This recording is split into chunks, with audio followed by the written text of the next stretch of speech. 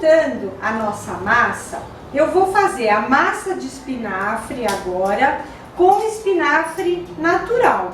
Você tem as folhas, quer fazer a massa de macarrão com espinafre? Como é que você vai fazer? Nós temos o espinafre, que eu já murchei ele na água quente, e os ovos. E então nós faremos o seguinte: para a massa de espinafre com as folhas, eu coloco meio maço dele cozido com os ovos que eu já quebrei. Vou bater no liquidificador. Aqui eu bati bem os meus ovos com o espinafre, para que ele fique nessa mistura das farinhas, para nós podermos fazer o nosso macarrão de espinafre. Quanto eu coloquei aqui? Com 3 ovos eu vou colocar 300 gramas de farinha, 150 de farinha integral, 150 da farinha branca, que, como eu falei para vocês, equivale a 1 xícara de chá de farinha integral, 1 xícara de chá da farinha branca. Misturo as duas farinhas e coloco a mistura de espinafre com ovos. Primeiro eu misturo os ovos com as farinhas num bol, para depois colocar na bancada. Esse macarrão fica uma delícia. Olha, aqui nós temos uma massa um pouco mais mole, porque em função de nós termos batido os ovos com o espinafre já cozido, então nós precisamos colocar um pouco da farinha polvilhada aqui, que você pode escolher, pode ser a farinha branca ou a integral. Como estamos trabalhando com uma massa mais escura, uma massa verde, nós podemos colocar a farinha integral. Olha, aqui nós temos a massa pronta, toda natural, que nós vamos deixar descansar por 15 minutos também. Agora, a massa de beterraba. A beterraba, nós podemos usar tanto a beterraba in natura, como no espinafre que nós utilizamos, ou então ela em pó, liofilizada, né? A beterraba liofilizada, que você encontra no mercado municipal da sua cidade, em lojas de produtos naturais, e até na feira você pode encontrar, na feira que daí da sua cidade, a beterraba em pó. Como é que nós vamos fazer o macarrão com beterraba? Mesmo processo que nós fizemos anteriormente.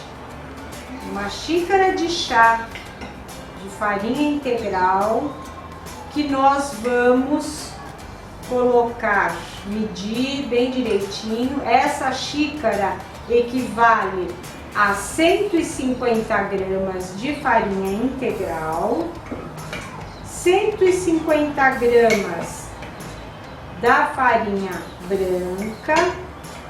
Quando utilizamos a beterraba em pó, nós colocamos nesse momento, para que ela se misture com a farinha primeiro. E agora agregamos os 3 ovos. Então, lembrando, estamos usando 300 gramas de farinha para 3 ovos. Mexo um pouquinho. Quantidade de beterraba em pó que eu coloquei: 1 colher de sopa da beterraba em pó. Se porventura eu quiser ela mais forte, mais escura, é só colocar um pouco mais. Aqui, como nós estamos utilizando tudo em pó, a farinha e a beterraba, é necessário colocar um pouquinho mais de água. Como eu falei, sempre um pouquinho, para que a gente consiga mexer.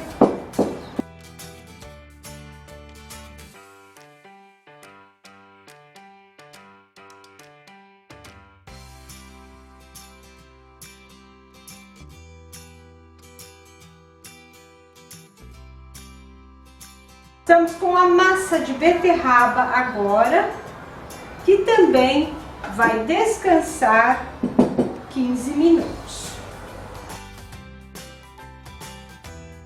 Uma dica que eu quero dar é a seguinte: quando nós fazemos a massa, como a de espinafre, a de beterraba, sempre deixar, vou trabalhar com esta massa agora, o restante sempre cubra com filme plástico, porque é uma massa que resseca e quando você vai esticar, ela pode quebrar. Então, o ideal sempre, vou pegar uma quantidade que eu vou trabalhar e o restante vai ficar enrolado no filme plástico. Se você for fazer a massa, esperar algumas horas, 3, 4 horas para cortar, não tem problema nenhum, desde que sempre fique com o filme plástico, certo? Aqui, a massa verde, nós vamos começar a esticar, então vamos lá, polvilhando a bancada, da mesma forma que nós fizemos a massa sem sabor, a massa tradicional, nós faremos a massa de espinafre, que nós fizemos com o espinafre natural, as folhas de espinafre, batidas no liquidificador com os ovos. Vou fazer agora um ravioli com moalho.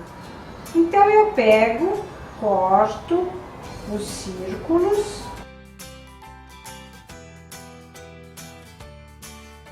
Esse nós vamos fazer dobradinho, então é um pouco menos de recheio que ele vai ficar menor. Aqui sempre molhando as bordas.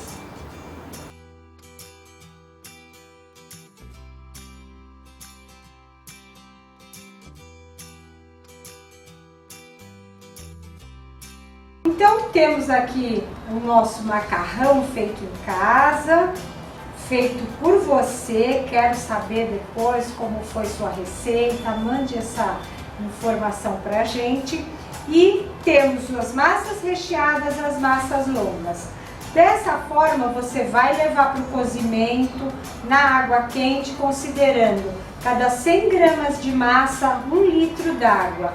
Cozinhe e coloque no seu molho de preferência. Se você quiser secar essa massa longa, essa massa lisa, sem recheio, você pode, é só deixar secar, ficar bem firme, não tem problema. Você pode deixar por mais ou menos uns 15 a 20 dias fora da geladeira, em saquinho de papel, para que você possa ter essa conservação. Depois faça o cozimento. A massa recheada você pode pré-cozinhar e depois deixar congelada. Congelada você vai poder deixar por até 3 meses. Mas eu acho que você não vai conseguir deixar tanto tempo essa delícia aí na sua geladeira. Faça e depois nos diga como ficou. Obrigada!